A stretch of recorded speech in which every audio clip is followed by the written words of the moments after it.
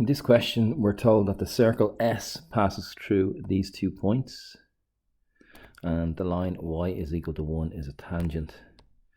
So the first bit of knowledge is that if we have any 2 points on a circle, we can draw a chord between them. So let's do that. Let's draw this kind of semi-accurately. So -2, 3. -2, we go 2, we make it as big as possible. We need to go out to 6. And we've got -2, 3, we've got 1 and 2s as well. -2, 3. And we have the point 6, 3, which is here. So we have a 6, we have a -2, and we have a 3 as our key numbers. 6, 3. You have time in an exam to sketch these or draw it accurately. So here's my chord. It's along the line y is equal to 3. The perpendicular bisector of the chord goes through the center. So where is the center? Is it above or below the line? Well, I'm not sure if it's above or below, but let's kind of create some sort of a circle below here because we have room. The midpoint between -2 and 6, that's a jump of 8. So we're going to go back 4, which would put us at 2. So along this line,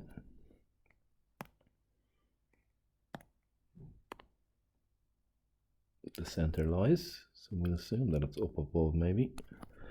Let's say that it's here just for sketch purposes. So what do we know? Well, we know if this is the center, we have a diameter, or we have a radius going to here. We have a radius going to here. A bit more accurately maybe.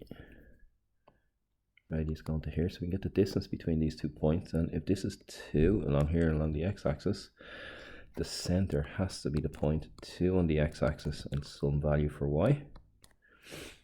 So we can get the distance between this point C2y, and let's call these A and B. So we get the distance between these 2 points. What will that give us? Well, it'll give us, so we call it the distance, we go for CB, B63. So the distance BC or CB is equal to a radius, which is equal to the square root of the change in x to be squared, which is between 2 and 6. We've got 4 to be squared, plus the change in y to be squared. Well, it's going to be y minus 3. Y minus 3 is the difference between the y's to be squared. That's my radius. And what else do we know about this radius? Well, let's say the distance from here, if we take this line here from the center all the way down to the x-axis, if that's a jump, that's going to be my y value. So the radius is going to be just y take away the distance between here and here, which is just 1 unit. That's the line y is equal to 1. So the length of the radius, it's not y, we'd have to take away 1 unit. That's going to be my radius. So I could let this whole expression in y equal my radius, y minus 1. So we're going to have to square both sides. So I'll do that in one step to save time. Square that and knock off the square root, or just use the magic of a rubber and simplify. 16 plus y squared minus 6y plus 9 is equal to y squared minus 2y plus 1. This should give us a y value quickly enough. We can cancel our y squareds. If I bring my negative 6y to the right, I'll end up with 6y take away 2y, which is 4y.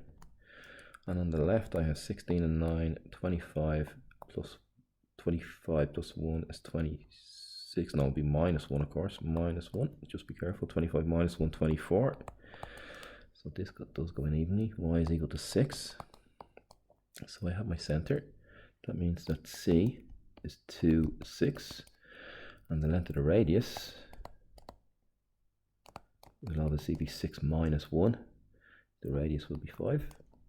So the equation of the circle S is going to be x minus 2 to be squared plus y minus 6 to be squared equals r squared, which is 25 for this request for Nilo.